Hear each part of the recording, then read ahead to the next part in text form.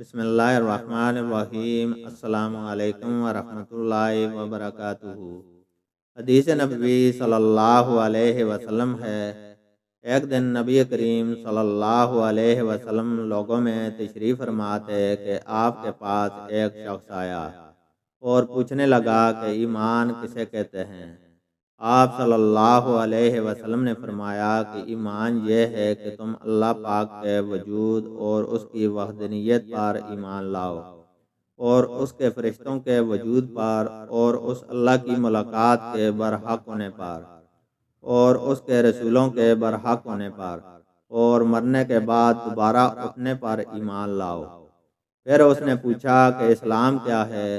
آپ صلی اللہ علیہ وسلم نے پھر جواب دیا کہ اسلام یہ ہے کہ تم خالص اللہ کی عبادت کرو اور اس کے ساتھ کسی کو شریک نہ بناؤ، اور نماز قائم کرو، اور زکوٰۃ فرض ادا کرو، اور رمضان کے روزے رکھو۔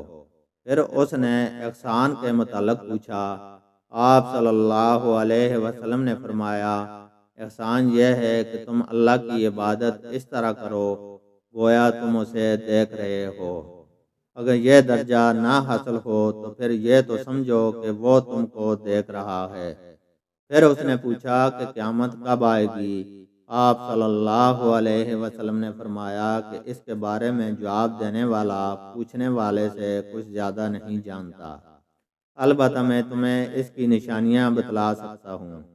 وہ یہ ہیں کہ جب لونڈی اپنے آقا کو جنے گی، اور جب سیاہ اونٹوں کے چرانے والے دیہاتی لوگ ترقی کرتے کرتے مکانات کی تعمیر میں ایک دوسرے سے بازی لے جانے کی کوشش کریں گے۔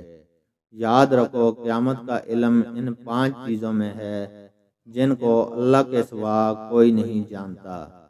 پھر آپ صلی اللہ علیہ وسلم نے یہ آیت پڑھی، ترجمہ کہ اللہ ہی کو قیامت کا علم ہے کہ وہ کب ہوگی، آخر آیت تک۔ پھر وہ پوچھنے والا پیٹھ پھیر کر جانے لگا۔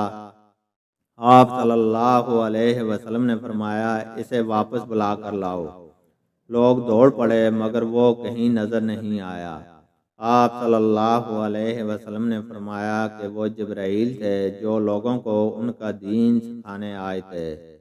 ابو عبداللہ امام بخاری رحمہ اللہ فرماتے ہیں کہ نبی کریم صلی اللہ علیہ وسلم نے ان تمام باتوں کو ایمان ہی قرار دیا ہے۔ اللہ تعالیٰ سے دعا ہے کہ وہ ہمیں قرآن اور حدیث کو سننے، سمجھنے اور اس پر عمل کرنے کی توفیق عطا فرمائے، آمین۔